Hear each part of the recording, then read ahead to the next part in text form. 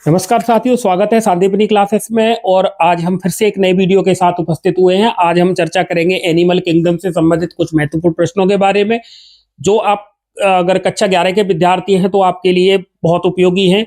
साथ ही competition exam की तैयारी करने वाले विद्यार्थियों के लिए समान रूप से उपयोगी हैं। तो आप वीडियो में बने रहें। हमने इससे पहले वाले पार्ट में क्वेश्चन नंबर 1 से 25 तक की चर्चा की हुई है। अगर आपने वो वीडियो नहीं देखा है तो वो आपको प्लेलिस्ट में मिल जाएगा। और आज हम चर्चा करेंगे आगे वाले प्रश्नों के बारे में, जिसमें हम कवर अप करने वाले हैं संपूर्ण अध्याय को। आपका एनसीईआरटी बेस्ड ये सेशन रहेगा, जिसमें एनसीईआरटी से संबंधित महत्वपूर्ण प्रश्न हैं, जो हर एक प्रतियोगी परीक्षा और कक्षा 11 के विद्यार्थियों के लिए समान रूप से उपयोगी रहेगा। तो चलिए शुरू करते हैं प्रश्नों की इस श्रृंखला में और देखते हैं हम इन महत्वपूर्ण प्रश्नों को। तो सबसे पहला प्रश्न आपको स्क्रीन पर दिख रहा है कि इन इकाइनोडर्म्स जिसमें कि स्टारफिश आती है और इसका जो एडल्ट है उसमें किस प्रकार की सिमेट्री या सममिति पाई जाती है, और इसके लार्वा में किस प्रकार की सममिति पाई जाती है, इस प्रकार का ये प्रश्न है। तो हमें इसका उत्तर देखना है। यहां पर ऑप्शन दिए हुए हैं बाइलेटरल और रेडियल। क्या इसके एडल्ट में बाइलेटरल सिमेट्री होती है? आप कहोगे कि नहीं होती, इसका मतलब ये ऑप्शन गलत हो जाएगा। ठीक है। दूसरा, इसके एडल्ट में रेडियल सिमेट्री पाई जाती है और इसके लार्वा में बाइलेटरल सिमेट्री पाई जाती है। आप कहोगे कि यही इसका राइट आंसर है। एसिमेट्रिकल और रेडियल सिमेट्री ये नहीं होगा, और रेडियल और एसिमेट्रिकल ये भी ऑप्शन नहीं होगा। इसका मतलब इसका जो एडल्ट है वो रेडियल सिमेट्री दर्शाता है। स्टारफिश की अपन बात करें तो अपने को ये चीजें समझ में आ जाएंगी। और इसके जो लार्वा है उसमें बाइलेटरल सिमेट्री पाई जाती है। इसका ऑप्शन नंबर जो दूसरा है, रेडियल और बाइलेटरल, वो बिल्कुल सही है। तो ठीक है। इकाइनोडर्मेटा का जो वयस्क होता है उसमें अरीय सममिति पाई जाती है और इसके लार्वा में द्विपार्श्व सममिति पाई जाती है। यही इसका राइट आंसर होगा। और चर्चा करते हैं अगले प्रश्न पर। और अगला प्रश्न है, देखिए, Balanoglossus and Saccoglossus are example of which phylum? Balanoglossus और सेकोग्लोसस किस संघ के उदाहरण हैं? ठीक है। देखिए, वीडियो आपको अगर मजेदार लग रहा है तो प्लीज चैनल को आप सब्सक्राइब करें, बेल आइकन पर प्रेस करें और ऑल पर क्लिक करना ना भूलें, क्योंकि ऑल पर अगर आप क्लिक नहीं करते हैं तो आपको नोटिफिकेशन नहीं मिलता है। दूसरी बात, आपसे एक रिक्वेस्ट और है कि वीडियो को लाइक करें और अपने फ्रेंड्स और फैमिली के साथ शेयर करें, जिससे उनको भी जो तैयारी कर रहे हैं उनको इसका फायदा हो सके। तो आपसे यही एक रिक्वेस्ट रहती है। प्लीज प्यारा सा कमेंट करना ना भूलें, और कमेंट में आप अपनी क्वेरी लिख सकते हैं, आपको किस विषय में वीडियो चाहिए, क्योंकि कक्षा 11 की परीक्षाएं बस कुछ ही दिनों में शुरू होने वाली हैं। तो हम और जो चैप्टर है उनको कवर अप करने वाले हैं। ठीक है। वेलेनोग्लोसस और सेकोग्लोसस उदाहरण हैं किसके? तो आप कहोगे कि ये हेमिकोर्डेटा के उदाहरण हैं दोनों। इकाइनोडर्मेटा में ये नहीं आते, मोलस्का में नहीं आते, एनलेडा में नहीं आते हैं। ठीक है। तो इसका राइट आंसर होगा हेमिकोर्डेटा। इस क्वेश्चन का राइट आंसर है ऑप्शन नंबर बी, हेमिकोर्डेटा। ठीक है। Which of the following is not a fundamental chordate character? निम्नलिखित में से कौन सा मौलिक कॉर्डेट लक्षण नहीं है? मतलब कॉर्डेट का लक्षण नहीं है, यह पूछा जा रहा है आपसे। तो इसमें देखिए 4 ऑप्शन दिए हुए हैं। प्रेजेंस ऑफ नोटोकॉर्ड, पृष्ठ रज्जु की उपस्थिति। आप कहोगे कि कॉर्डेट है तो पृष्ठ रज्जु पाया जाता है। ठीक है, चलो साहब, ये तो है option. Ventral hollow nerve cord, अधर खोखला तंत्रिका रज्जु। अधर, तो आप कहोगे कि अधर नहीं, पृष्ठ पर होता है, ये पृष्ठ पर होगा, वेंट्रल नहीं, डोर्सल होगा, तब तो ये सही होता। तो इसका राइट आंसर यही हो जाएगा फिर, क्योंकि हमसे गलती तो पूछा जा रहा है ना। कौन सा कैरेक्टर नहीं है? तो यही नहीं है। पेयर्ड फेरेंजियल गिल स्लिट ये पाए जाते हैं। आप कहोगे कि ये तो पाए जाते हैं, अगर कॉर्डेट है तो गिल स्लिट होंगे। पोस्टल एनाल टेल, गुदा पश्च पूंछ, ये भी पाई जाती है, तो ये भी कॉर्डेट का कैरेक्टर है। ठीक है। तो अब आप देखिए, option number A, option number C, option number D, ये कॉर्डेट के लक्षण हैं, ये कॉर्डेट के कैरेक्टर हैं।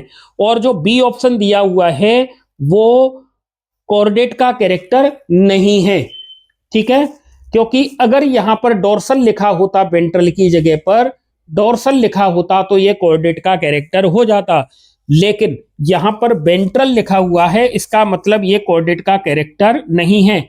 और अब ये होलो की जगह अगर सॉलिड लिखा होता, होलो की जगह सॉलिड लिखा होता तो फिर ये कैरेक्टर नॉन कॉर्डेट का हो जाता, ठीक है। यहां पर ये कैरेक्टर नॉन कॉर्डेट का भी नहीं है क्योंकि यहां होलो दे रखा है, ठीक है। हमें तो क्या पूछा गया था, यहां पूछा गया था कि कॉर्डेट का लक्षण नहीं है, तो हमारा ऑप्शन यहां पर ये बी सही होगा, ठीक है। तो आपको अब ये याद हो जाएगा, जैसे आपके एग्जाम में आ गया कॉर्डेट के कैरेक्टर लिखिए, तो 3 तो यहां लिखे ही हैं, इनको लिख देना, और चौथा भी आप लिख देना।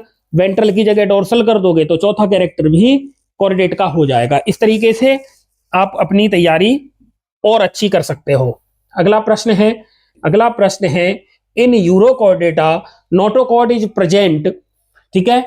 यूरोकॉर्डेटा के अंदर जो नोटोकॉर्ड होती है वो पाई जाती है, क्या यूरोकॉर्डेट के पूरे जीवन भर ये पाई जाती है, केवल लार्वा की टेल में पाई जाती है, हेड टू टेल पाई जाती है, एडल्ट स्टेज में केवल पाई जाती है, मतलब जीवन भर पाई जाती है, केवल उसके लार्वा की पूंछ में पाई जाती है, सिर से पूंछ तक पाई जाती है, या केवल वयस्क अवस्था में पाई जाती है। तो आप कहोगे कि अगर हम यूरोकॉर्डेटा को पढ़ रहे हैं तो यूरोकॉर्डेटा के लार्वा में केवल नोटोकॉर्ड पाया जाता है, इसका ऑप्शन बी बिल्कुल सही है, ठीक है। अगले प्रश्न की चर्चा करें। All vertebrates are chordate, important question है। All vertebrates are chordate but all chordates are not vertebrate because, सभी कशेरुकी कॉर्डेट होते हैं लेकिन सभी कॉर्डेट कशेरुकी नहीं है, क्योंकि notochord is absence in vertebrate, कशेरुकी में पृष्ठरज्जु अनुपस्थित होता है। दूसरा ऑप्शन है notochord is replaced by A vertebral column in adult, वयस्कों में पृष्ठरज्जु कशेरुक दंड द्वारा प्रतिस्थापित हो जाता है। तीसरा ऑप्शन है वर्टिब्रेट्स लेक हर्ट, कशेरुकियों में हृदय नहीं होता है। और chordates have bony skeleton, chordate में अस्थि कंकाल, मतलब उनका कंकाल अस्थि से बना होता है। देखिए यहां पर इसका राइट आंसर है ऑप्शन नंबर बी, नोटोकॉर्ड में सॉरी कॉर्डेट के अंदर जो नोटोकॉर्ड है वो रिप्लेस हो जाता है वर्टिब्रल कॉलम के द्वारा। ऑप्शन नंबर बी इसका राइट आंसर होगा। मोस्ट इंपॉर्टेंट क्वेश्चन है, आप इसको नोट डाउन करें और इसको विशेष फोकस में रखें। अगला प्रश्न है which class includes jawless vertebrate which are ectoparasite on fishes, किस वर्ग में जबड़े रहित कशेरुकी शामिल हैं, किस वर्ग में जबड़े रहित कशेरुकी वर्टिब्रेट शामिल हैं, जो मछलियों पर बाह्य परजीवी होते हैं, एक्टोपैरासाइट होते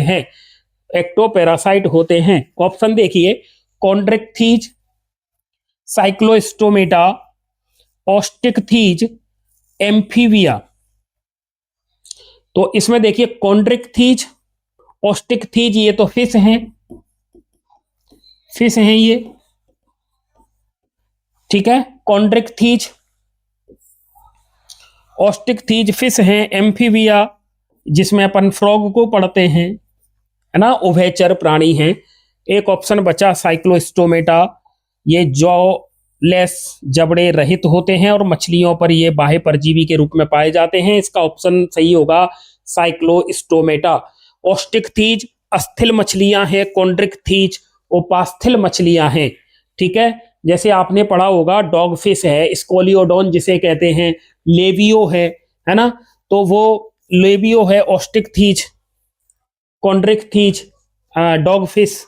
तो इस तरीके से आपको ये याद रखना है। एम्फीबिया में आपको याद रखना है मेढक को, वो एम्फीबियंस है, और साइक्लोस्टोमेटा में वे जीव रखे गए हैं जिनमें जबड़े नहीं पाए जाते हैं और वो मछलियों पर बाह्य परजीवी भी होते हैं। और चलते हैं अगले प्रश्न की तरफ, और अगले प्रश्न में क्या पूछा जा रहा है तो अपन देखेंगे cartilaginous endoskeleton and ventral mouth are feature of, उपास्थि में अंत्य कंकाल हो और मुंह उसका अदर साइड पर हो, तो हम किसकी बात कर रहे हैं? क्या हम ऑस्टिकथीज की बात कर रहे हैं? क्या हम कॉन्ड्रिक्थीज की बात कर रहे हैं? क्या हम साइक्लोस्टोमेटा की बात कर रहे हैं या फिर मेमेलिया की बात कर रहे हैं? आपका आंसर आएगा कि हम कॉन्ड्रिक्थीज की बात कर रहे हैं। कॉन्ड्रिक्थीज का मेंबर स्कोलियोडोन, जिसे अपन डॉग फिश के नाम से जानते हैं, और आपने अगर उसकी संरचना देखी हो तो आप देखोगे कि उसका माउथ यहां होता है इस तरीके से, इस तरीके से उसका माउथ रहता है यहां पर। ठीक है, ये नीचे ओपनिंग है इसकी माउथ की। ठीक है, यहां माउथ है, अधर सतह पर इसका मुख है, इसीलिए इसका आंसर है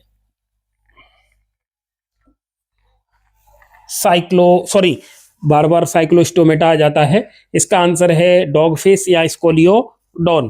तो ये कॉन्ट्रिक्थीज में आती है स्कोलियोडोन। ठीक है, अगला है the absence of air bladder in cartilaginous fish force them to. उपास्थि में मछलियों में वायु आशय की अनुपस्थिति उन्हें क्या करने के लिए मजबूर करती है? मतलब देखिए, एयर ब्लैडर नहीं हो, एब्सेंट हो, ठीक है, तो क्या होगा, वो मछली पानी में डूब जाएगी। तो उस डूबने से बचने के लिए ये लगातार तैरती रहती हैं, लगातार तैरती रहती हैं, और वो उपास्थि में मछलियां होती हैं जो डूबने से बचने के लिए लगातार तैरती रहती हैं, क्योंकि इनमें वायु आशय नहीं होते हैं। तो इसका right answer option number B होगा, swimming constantly to avoid sinking. डूबने से बचने के लिए, लगातार तैरने के लिए ये इस तरीके का कार्य करती रहती हैं। अगला है प्रश्न, टॉर्पीडो, टॉर्पीडो विद्युत मछली की बात कर रहे हैं अपन। विद्युत मछली, अब नाम से ही पता लग गया करंट बनाएगी, दूर रहने में ही फायदा है क्योंकि करंट छोड़ती है ना। तो ये विद्युत मछली में एक विशिष्ट अंग होता है, टॉर्पीडो में एक विशिष्ट ऑर्गन्स होता है, जिसे अपन क्या कहते हैं, इलेक्ट्रिक ऑर्गन्स कहते हैं, और इससे इलेक्ट्रिसिटी जनरेट होती है। और ऐसा ये इसलिए करती है जिससे ये अपने शत्रुओं से बच सके, क्योंकि ये करंट का झटका छोड़ती है, शत्रु वहां से भाग जाता है और ये खुद अपना बचाव कर लेती है। तो हम बात कर रहे थे विद्युत मछली के बारे में, इसका ऑप्शन होगा इलेक्ट्रिक ऑर्गन। ठीक है, इस प्रश्न का आंसर है option number B, electric organ. और चर्चा करते हैं अगले क्वेश्चन के बारे में। 4 pairs of gill covered by an operculum is a feature of. Operculum से ढके क्लोम के 4 जोड़े किसकी विशेषता हैं? क्या ये शार्क में पाए जाते हैं? क्या ये बोनीफिश में पाए जाते हैं? ऑस्टिकथीज, बोनीफिश को अपन ऑस्टिकथीज में रखते हैं। ठीक है, क्या ये लैम्प्रे में पाए जाते हैं या फिर ये विद्युत रे है ना इसमें पाए जाते हैं? तो आपका आंसर आएगा बोनीफिश में पाए जाते हैं, ये ऑस्टिकथीज में पाए जाते हैं। और इसमें अपन पढ़ते हैं लेबियो को, लेबियो को। तो इनमें ओपरकुलम पाया जाता है, इनमें ओपरकुलम पाया जाता है। और जो कॉन्ड्रिक्थीज में जैसे कि डॉगफिश आती है ना, स्कोलियोडोन, उसमें ओपरकुलम एब्सेंट होता है। तो इनमें 4 पेयर ऑफ गिल्स है ना। इस जो लेबियो है, जैसे मैं लेबियो का डायग्राम बनाऊं, ये लेबियो, इसका माउथ ऐसे आगे की तरफ ही होता है ना, लेबियो का।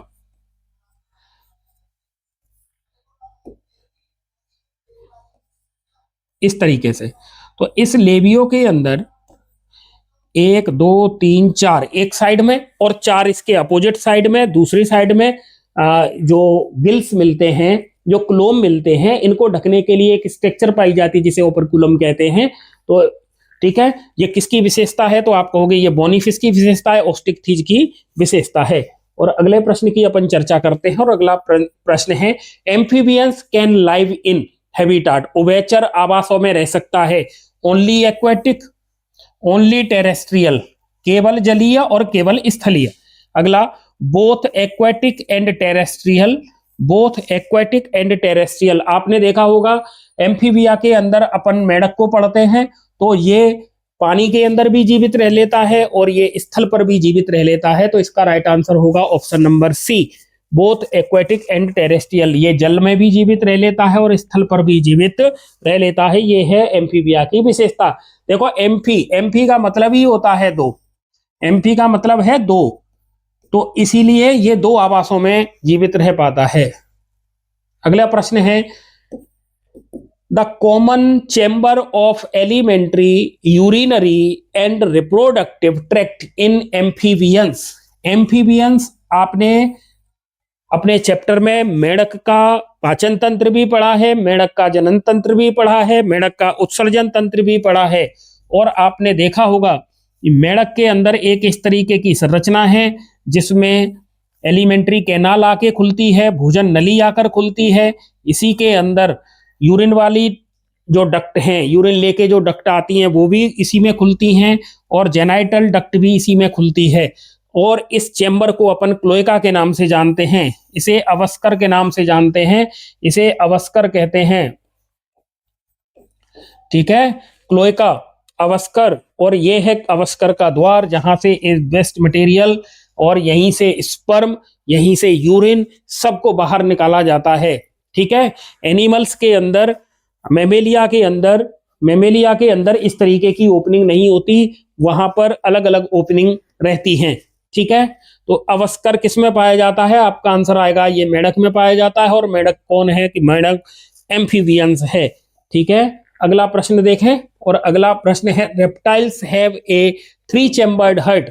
रेप्टाइल्स के अंदर आते हैं रेंगने वाले जीव, रेंगने वाले जीव, और रेंगने वाले जीव जिन्हें अपन सरीसृप कहते हैं, सरीसृप के नाम से जानते हैं, उन्हें हम अंग्रेजी में रेप्टाइल्स कहते हैं। और रेप्टाइल्स के अंदर 3 चैम्बर्ड का हार्ट पाया जाता है, लेकिन except 4 which has a 4 chambered heart. सरीसृप में 3 कक्षों वाला हृदय होता है, सिवाय जिसमें 4 कक्षों वाला हृदय होता है। तो ये एक इसका अपवाद है। सरीसृप या रेप्टाइल्स के अंदर एक जीव ऐसा भी आता है, एक सदस्य ऐसा है रेप्टाइल्स का जिसके हार्ट में 4 चेंबर होते हैं। सामान्यतः रेप्टाइल्स में 3 चेंबर होते हैं, लेकिन इसका जो मगरमच्छ है, इसका जो घड़ियाल है, उसके अंदर, क्रोकोडाइल के अंदर जो हार्ट है उसमें चेंबर की संख्या होगी 4। ठीक है, याद रखना है, मैमल्स के अंदर होते हैं 4 चेंबर, लेकिन मगरमच्छ में भी होते हैं 4 चेंबर, तो आपको ये याद रखना है। ठीक है, अगला प्रश्न है वातित या खोखली लंबी हड्डियां किसमें पाई जाने का एक मतलब अनुकूलन पूछा जा रहा है। ये न्यूमेटिक या होलो लॉन्ग बोन्स पाई जाती हैं। तो आप कहोगे कि उड़ने वाला काम करते हैं, उनके अंदर ऐसी विशेषता होना जरूरी है, क्योंकि हड्डियां खोखली होंगी तो उनका वजन भी कम होगा और वो उड़ने में सक्षम रह पाएंगे। तो इसका देखिए उड़ने का काम कौन करते हैं, यहाँ पर आपको एबीज मिलेंगे, बर्ड्स, पक्षी। ये इनकी हड्डियों की ये विशेषता है कि इनकी हड्डियां खोखली होती हैं, खोखली होती हैं, और उनके अंदर एयर भरी रहती है, जिसकी वजह से इनका वजन हल्का होता है और ये उड़ने में हेल्प करती हैं। इसका आंसर होगा option number B. The additional chamber in the digestive tract of bird are. पक्षियों के पाचन तंत्र में अतिरिक्त कक्ष कौन से होते हैं? Rumen and reticulum. र्यूमेन तो रूमिनेंट पशुओं में होता है, तो ये तो इसका आंसर नहीं होगा, इसको तो हटा दें। अगला है क्रॉप एंड गिजार्ड, अन्नपुट और पेसणी, ये इसका आंसर हो सकता है। और अगला देख लेते हैं ऑप्शन पहले, स्टोमक एंड इंटेस्टाइन, आमाशय और आंत, ये भी ऑप्शन नहीं होगा। ठीक है, पिनी और पेल्विक्स, अरे इसको हटाइए, इसका एक ही ऑप्शन बचेगा, crop and gizzard, crop and gizzard. ठीक है, तो पक्षियों के पाचन तंत्र में अतिरिक्त जो कक्ष होता है उसका आंसर है क्रॉप और पेसणी, गिजार्ड। ठीक है, यही इसका ऑप्शन नंबर बी सही है। अगला प्रश्न है the most unique mammalian characteristic is the presence of. स्तनधारियों की सबसे अनूठी विशेषता किसकी उपस्थिति है? स्तनधारियों में बाल, मेमली ग्लैंड, स्तन ग्रंथियां, पिन्ना, 4 चैम्बर्ड हार्ट, 4 कक्षों वाला हृदय। तो अब आप देखिए इसमें से राइट आंसर कौन सा हो सकता है। स्तनधारियों की मुख्य विशेषता, मुख्य विशेषता क्या होगी? मुख्य विशेषता होगी इनमें मेमोरी ग्लैंड पाई जाती हैं, स्तन ग्रंथियां पाई जाती हैं। ठीक है, बाल, पिन्ना और 4 कक्षों वाला हृदय इसकी मुख्य विशेषता में नहीं आता है। इसकी मुख्य विशेषता होगी ऑप्शन नंबर बी, स्तन ग्रंथियां इनमें पाई जाती हैं, क्योंकि बाकी के जीवों में बाल भी पाए जाते हैं। बाकी के जीवों में इनके अलावा 4 चैम्बर का हार्ट अपन ने जैसे पढ़ा अभी, घड़ियाल है ना, मगरमच्छ उनमें पाए जाते हैं। तो इसलिए ये तो मैच नहीं कर रहे। ये एक यूनिक कैरेक्टर है कि इनमें मेमोरी ग्लैंड पाई जाती हैं। जलीय स्तनधारी का आप नाम कमेंट में बताएंगे। जो मेमेलिया का एक मेंबर है जो जल में पाया जाता है, ठीक है, उसका नाम आप कमेंट करके बताएंगे। और हम चलते हैं अगले प्रश्न की तरफ। और अगला प्रश्न है, एक अंडज, अंडे देने वाले को अपन अंडज कहते हैं। ठीक है, एग लेइंग मैमल्स है। स्तनधारी का उदाहरण आपको बताना है। ओविपेरस मैमल्स का नाम क्या है? मैक्रोपस कंगारू, है ना, ऑर्निथोरिंकस प्लेटिपस, और आपका है कैमल ऊंट, और कैनिस डॉग या फिर कुत्ता। ठीक है, तो अब इसका राइट आंसर आप बताइए। मैक्रोपस कंगारू, तो कंगारू में तो आपने देखा होगा कि ये तो फुली डेवलप्ड शिशु को जन्म नहीं देता, उससे पहले ही दे लेता है और फिर अपन उसको ही अपने पाउच में रखता है और उसका विकास होने तक उसको पाउच में रखता है। तो ये तो इसका आंसर नहीं होना चाहिए। ऊंट में भी देखा होगा आपने, ये तो बच्चे को जन्म देता है, कुत्ता भी बच्चे को जन्म देता है। अब देखिए ऑप्शन एक ही बचा, ऑर्निथोरिंकस या प्लेटिपस। ये एक अंडज है, ये अंडे देने वाला स्तनधारी है, अंडे देने वाला स्तनधारी। मैंने आपसे पूछा था कि कमेंट में आप बताएंगे जलीय स्तनधारी का नाम। ठीक है, पोइकिलोथर्मस, पोइकिलोथर्मस या cold blooded animals are those. Poikilotherms या असमतापी जंतु वे होते हैं जो शरीर के तापमान को नियंत्रित कर सकते हैं। कैन रेगुलेट बॉडी टेम्परेचर, नहीं कर पाते ये तो ऑप्शन नहीं होगा। Lack capacity to regulate body temperature, शरीर के तापमान को नियंत्रित करने की क्षमता नहीं रखते हैं, यही इसका आंसर है। Life only in polar region, have consistent body temperature, शरीर का तापमान स्थिर रखते हैं। ये स्थिर कहाँ रख पाते हैं? तो जैसे बाहर का वातावरण का तापमान होगा, इनकी बॉडी का टेम्परेचर भी उसी प्रकार से हो जाता है, इसीलिए हम इनको कोल्ड ब्लडेड कहते हैं, पोइकिलोथर्मस कहते हैं। अगर बाहर का वातावरण का तापमान अगर 4 डिग्री पे आ जाएगा तो इनके शरीर का तापमान भी 4 डिग्री हो जाएगा। बाहर का टेम्परेचर अगर 50 हो जाए तो इनके शरीर का तापमान भी 50 हो जाएगा। इसका मतलब ये शरीर के तापमान को नियंत्रित करने की क्षमता नहीं रखते हैं। ऑप्शन नंबर बी इसका राइट आंसर होगा। अगला प्रश्न है, match the common name of फाइजेलिया। Physalia का सामान्य नाम क्या है? फाइसेलिया का सामान्य नाम क्या है? इसे सी एनीमोन कहते हैं, आप कहोगे कि नहीं कहते हैं। और पुर्तगाली युद्धपोत, मैन ऑफ वार, है ना, तो यही इसका आंसर होगा राइट। सी पेन नहीं होगा, ब्रेन कोरल नहीं होगा, मस्तिष्क कोरल नहीं होगा। पुर्तगाली युद्धपोत के नाम से जानते हैं अपन फाइजेलिया को, पुर्तगाली युद्धपोत के नाम से अपन फाइजेलिया को जानते हैं। अगला प्रश्न है, एक्सटर्नल ईयर और पिन्नी आर प्रेजेंट इन। ठीक है, अगला प्रश्न है, बाहरी कान या पिन्ना किस में उपस्थित होता है? सरीसृप में उपस्थित होता है, मैमल्स में होता है, बर्ड्स में होता है या फिर फिशिस में होता है? तो आपका आंसर आएगा स्तनधारियों में पाया जाता है बाहरी कान या पिन्ना जिसे कहते हैं, वो स्तनधारियों की एक विशेषता है। अगला प्रश्न है, which phylum has an excretory organ called the proboscis gland. Proboscis gland किस में पाई जाती है? किस संघ में प्रोबोसिस, किस संघ में प्रोबोसिस ग्रंथि नामक उत्सर्जी अंग होता है? अब आपको यह पता लग गया, जो प्रोबोसिस ग्रंथि है ये उत्सर्जी अंग का कार्य करती है।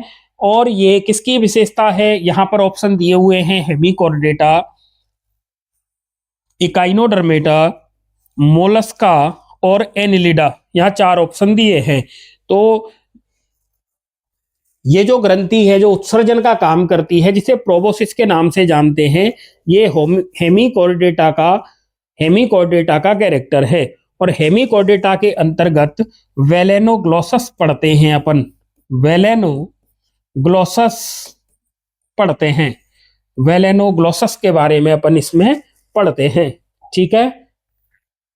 अगला प्रश्न है, metamerism is first distinctly seen in phylum विखंडी खंडी भवन सबसे पहले किस संघ में स्पष्ट रूप से देखा गया था? यहां पर 4 ऑप्शन है, प्लेटीहेल्मिन्थीज, एस्के हेल्मिन्थीज, एनिलिडा और आर्थ्रोपोडा। ठीक है। तो इसका राइट आंसर होगा एनिलिडा। एनिलिडा में सबसे पहले इनका जो शरीर है वो खंडों में बटा हुआ दिखता है। तो विखंडी खंडी भवन किसकी विशेषता हो जाएगी? ये विशेषता होगी एनिलिडा के मेंबर की। और एनिलिडा में आप किसके बारे में पढ़ते हो? तो आपका आंसर आएगा, हम अर्थवर्म को इसके अंतर्गत पढ़ते हैं। एनिलिडा का मेंबर है अर्थवर्म, जिसे कि हम किसान का मित्र कहते हैं और उसको अपन केंचुआ कहते हैं। ठीक है। कछुआ अलग है, केंचुआ अलग है। तो केंचुआ कहते हैं, ये एनिलिडा का मेंबर है। इसके अलावा रक्त को पीने वाली रक्त चूसक जोंक इसी में आती है, जोंक है ना, लीच इसी में आती है। इसके अलावा एक जलीय एनिलिड है, जलीय एनिलिड, और इसका नाम क्या है? तो जलीय एनिलिड में नेरीज का नाम, जलीय एनिलिड ये जल में पाया जाता है। और नेरीज में जो चलने के लिए जो पैर पाए जाते हैं उनको अपन पैरापोडिया के नाम से जानते हैं। पैरापोडिया किस में पाए जाते हैं? आपका आंसर आएगा नेरीज में पाए जाते हैं। ठीक है। तो इस क्वेश्चन का आंसर होगा एनिलिडा। और चलते हैं अगले प्रश्न की तरफ। बाइलेटरल सिमेट्री, देखिए बाइलेटरल सिमेट्री हो, ट्रिप्लोब्लास्टिक हो, एसिलोमेट हो, ऐसे एनिमल्स अगर कोई जीव इस तरीके की विशेषता रखता है तो वो किस संघ का जीव होगा? मतलब उसमें द्विपार्श्व सममिति हो, वो त्रिकोरिक हो और अगुह्य हो, ऐसा जंतु किस विशेषता के अंतर्गत आता है? हम इस क्वेश्चन का आंसर यहां से पकड़ सकते हैं, एसिलोमेट। एसिलोमेट होता है प्लेटीहेल्मिन्थीज। तो अब आप समझ लो कि प्लेटीहेल्मिन्थीज की बात हो रही है।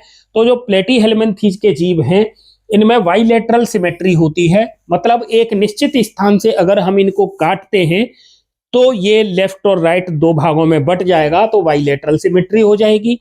और इसमें का जो एम्ब्रियो स्टेज में इसमें 3 जर्म लेयर पाई जाती हैं, एक्टोडर्म, एंडोडर्म और इन दोनों के बीच में मीजोडर्म। तो ये ट्रिप्लोब्लास्टिक होता है।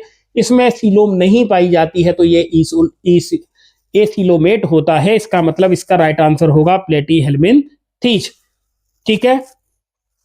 आप कमेंट करके बताएंगे सीडोसिलोमेट किसमें में कौन रखा गया है? एस्के हेल्मिन्थीज, प्लेटीहेल्मिन्थीज, टिनोफोरा या एनिलिडा, इनमें से सीडोसिलोमेट कौन है? ये आप कमेंट करके बताएंगे। ठीक है। और अगला प्रश्न है, the presence of feather and pneumatic bones is a feature of. ठीक है। देखिए क्या पूछा जा रहा है, आपसे पूछा जा रहा है पंखों और बातित हड्डियों की उपस्थिति किसकी विशेषता है? तो आप कहोगे कि ये पक्षियों की विशेषता है। इनमें पंख भी पाई जाती हैं और इनकी हड्डियां खोखली होती हैं जिनमें एयर होती है। ठीक है। चलो अगले प्रश्न की चर्चा करते हैं और अगले प्रश्न में देखें क्या है।